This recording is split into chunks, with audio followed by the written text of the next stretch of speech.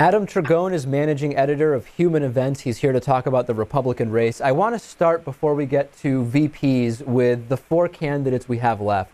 It's very easy on our show from the kind of progressive side to figure out why we don't like any of these four guys.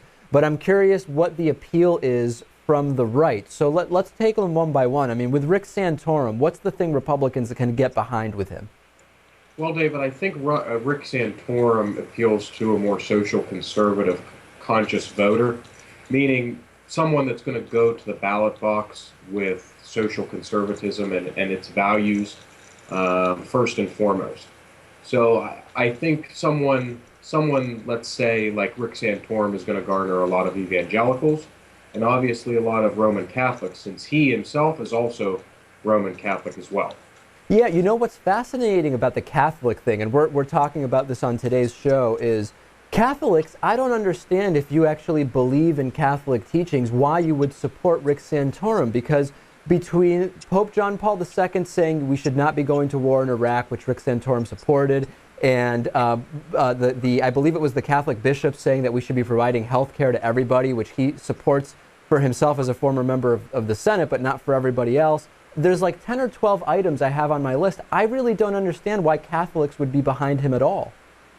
Well, that's certainly an argument that is out there, David, for sure.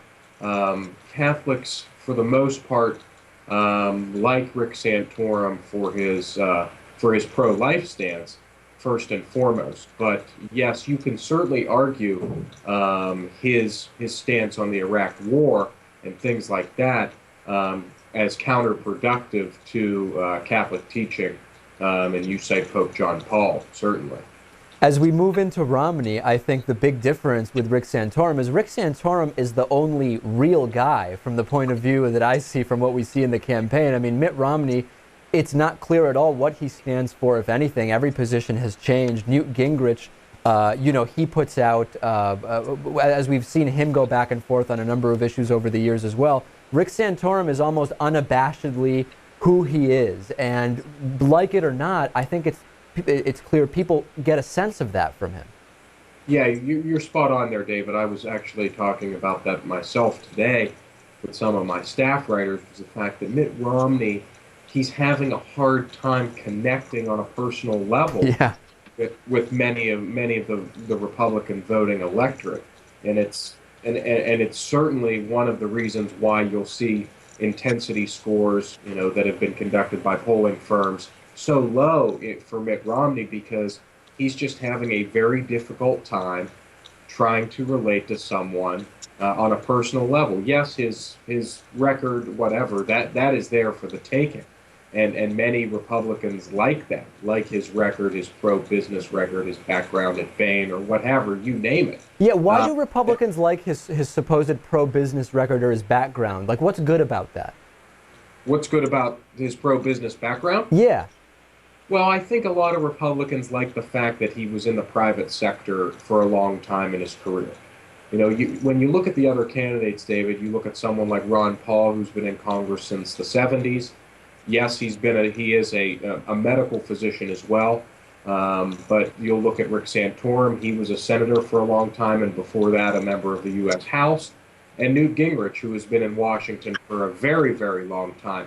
That business background, whether it's Bain or what have you, whether his Olympics resume, right, when he was in charge of the Salt Lake Olympics, I think that it appeals to Republican voters because it gets a sense of anti-establishment, which is sort of a theme this year, and has been since 2010 with the rise of the Tea Party. Yeah, I mean, the thing is, Romney was still prevalent. Romney was governor of Massachusetts, his dad governor of Michigan, so the anti-establishment thing I don't buy. But what presidents can we point to in history, in recent history, that came from a business background and were successful presidents? Can we point to any? Well, in terms of a business degree, George W. Bush had an MBA, but strictly he ran a base. Yeah, he was working in the private sector. There haven't been in recent time. Herbert Hoover would be the last. Yeah. So then, what evidence do we have that that makes a good president? I mean, George W. Bush ran a baseball team into the ground, so I don't know that we want to talk about his business background. But what evidence do we have that having a business background is good for being president? I just don't see any evidence. Well, like I said, David, the reason people are attracted to Mitt Romney is the fact that he has been outside of Washington. And Oh, that's the what I mean about anti-establishment. Yes, he was governor of a very liberal state, liberal to moderate state in Massachusetts, but since he was out of Washington, since people have a very, very low regard for, Washington and Congress, their polling numbers are so low. People like that about Mitt Romney. Whether or not a business background translates to a successful presidency is still, up to be seen. but Adam, wasn't he only not in Washington because he lost elections? I mean, he wanted to be in Washington, right? He ran against Ted Kennedy. He lost. If it were up to him, he would have been in Washington. Well, certainly, Okay, certainly, he as long as probably we're clear would on be. that. But that I'm speaking strictly from what I've been seeing from voters and Yeah, what voters have been telling me, and also in media as well, who see Romney as someone that is anti-establishment. Personally, I don't see him as anti-establishment. I'm more I inclined to see. be with you, David. Yeah. But that's what my argument is based on others. How about Newt Gingrich? What's conservative about Gingrich? If we look at the funniest thing with Gingrich to me is his personal life, right? I mean, a lot of the same Republicans who were saying personal life is a big issue when it came to Bill Clinton are now kind of willing to completely ignore it with Newt Gingrich. What's the appeal to Republicans of Gingrich? Well, I think primarily, and then there are some young people like us, David, who are in this boat as well. But it's a majority of more older voters. They see Newt Gingrich as someone that has a lot of ideas, and He yes, certainly he has, does. certainly has been, pushing a lot of interesting to use that word, interesting proposals for a long time. And I think there is also a part of the electorate, the Republican primary electorate, that likes the fact that he was a part of balancing a budget for 4 years as Speaker. However, there is way too much baggage, in my opinion, for the Speaker to be successful in running for in ultimately getting elected president, or at least receiving the nomination. We mentioned Catholics, David, about Rick Santorum and the Catholic vote. Newt Gingrich is also Catholic, but there should be no Catholic that wants to vote for Newt Gingrich because of his infidelity and things like that. Right. So there are way too many negatives for the Speaker than positives. But the one main positive is the fact that he has been. People like to see him as someone as an ideas man, and someone that was around during the mid '90s when he was Speaker of the House. That he was someone that balanced the budget for 4 years. Yeah, I mean, certainly no shortage of ideas. It's just, some of them are ridiculous, as we've seen with the whole moon base thing, if we actually look at that.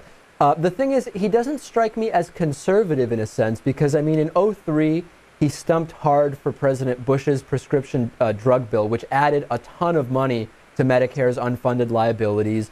In 2008, in the book Real Change, he endorsed the individual mandate for health insurance, which I happen to agree with.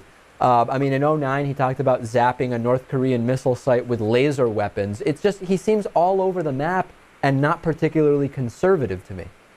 Well, those are correct. All those positions that you're saying are correct for the Speaker, and that is his big negative.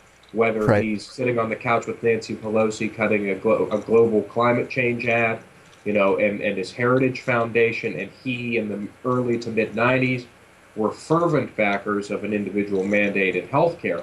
Whether it's those two among a plethora of other things from the moon base to what have you.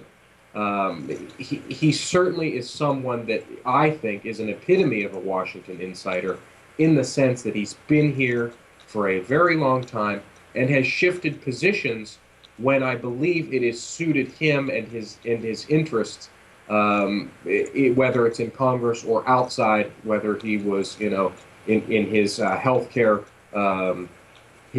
firm or things like that. So many conservatives, for the most part, see him as someone that is like Mitt Romney, in the sense that he's changed significantly on positions over time. And lastly, Ron Paul. What is the Republican appeal of Ron Paul? Ron Paul's Republican appeal is twofold, David. Certainly, the majority of his appeal and the majority of Republican voters like the fact that he is strong on fiscal issues, especially when it comes to auditing the Federal Reserve. Many conservatives like that. Some conservatives like the fact of his more, let's say, non-interventionist foreign policy Sure. ideas.